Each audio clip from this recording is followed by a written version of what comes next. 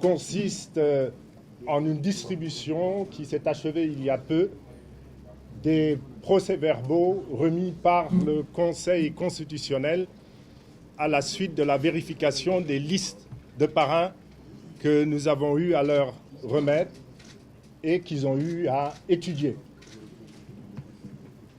Rappelons que c'est dans la précipitation qu'il y a eu modification de notre Constitution, modification de la loi électorale et arrêté d'application signé par Monsieur le ministre de l'Intérieur.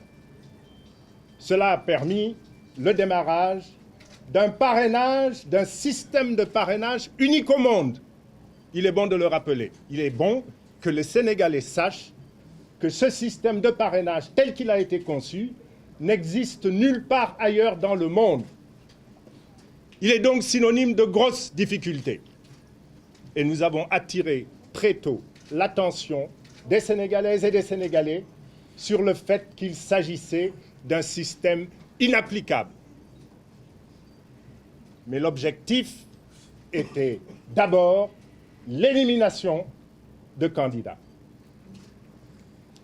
Jugez-en vous-même, difficile au point que l'arrêté de Monsieur le ministre ne peut pas respecter la loi. Difficile au point que la Constitution parle de signature et qu'à aucun moment donné, j'y reviendrai, ces signatures ne sont contrôlées. Nous avons un Conseil constitutionnel qui ne respecte pas la Constitution, un ministre de l'Intérieur qui ne respecte pas la loi lorsqu'il signe un arrêté.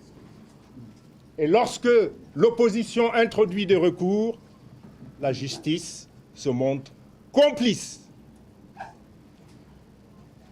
Nous savions que le juge constitutionnel, qui est le seul juge de l'élection présidentielle, allait être incompétent.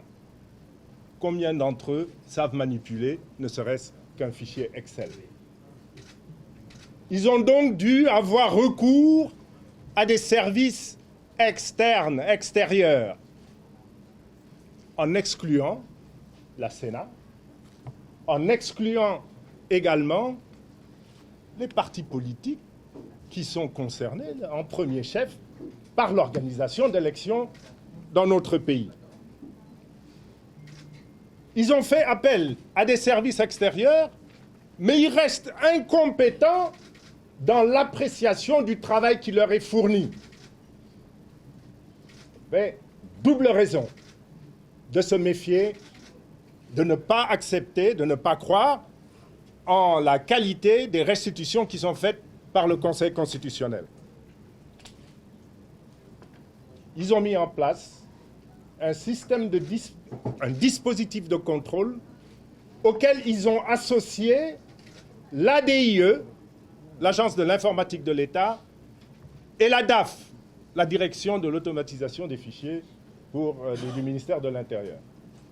Mais l'ADIE est un service rattaché à l'un des candidats, le président de la République. L'ADIE est un service dirigé par un militant APR de Grand-Yoff. La DAF est en amont du système, on le retrouve en aval du système. Il y a manifestement un problème d'impartialité. Nous présentons des fichiers électroniques, nous présentons également des fichiers papier. C'est ce que prévoit la loi. Soit dit en passant, je l'ai dit tout à l'heure, l'arrêté du ministre qui définit le fichier électronique ne respecte pas la loi. Parce que dans la fiche électronique, il n'y a pas la signature. Dans la fiche électronique, il n'y a pas le nom, il n'y a pas le prénom, il n'y a pas le numéro d'électeur du collecteur. Mais ça ne gêne pas le Conseil constitutionnel. Nous avons donc produit des fiches papier qui demandent beaucoup d'efforts. Beaucoup d'efforts. Beaucoup de dépenses. Non pas pour acheter des fiches parce que nous n'avons pas les moyens de Benno Bokk Yakaar, mais des moyens parce qu'il faut se déplacer, parce qu'il faut mobiliser, parce qu'une fois que les fiches sont remplies, il faut les faire venir, il faut les traiter. C'est énormément de travail, énormément d'argent, énormément de temps. Nous avons donc remis des fiches papier et des fiches électroniques en essayant, autant que faire se peut, de respecter la loi. Quand je dirais autant que faire se peut, c'est parce que nous avons dû respecter l'arrêté ministériel, même s'il n'est pas conforme à la loi. Quand vous appréciez le contenu d'un fichier électronique, quand vous vérifiez la véracité des informations qu'il contient, et vous le faites par rapport à un référentiel, par une base de données de référence. Il y en a une, c'est le fichier électoral, et il y a des compléments qui viennent, puisqu'il est question d'éliminer les doublons, par le traitement des fichiers remis par les premiers candidats, puis chacun d'entre eux, ainsi de suite. Mais quel est ce référentiel? On nous a empêchés, on nous a interdit, on nous a remis à notre place à chaque fois qu'on a réclamé des éléments rassurants sur le fichier électoral. Ça, c'est la base de données, c'est le référentiel. Ensuite, vous avez besoin d'un petit logiciel ou de macro, puisqu'il s'agit de feuilles Excel, pour apprécier tout ce qui est doublon, tout ce qui est correct, tout ce qui ne l'est pas. Qui a fait ça? Avez-vous déjà entendu parler d'un appel d'offres lancé?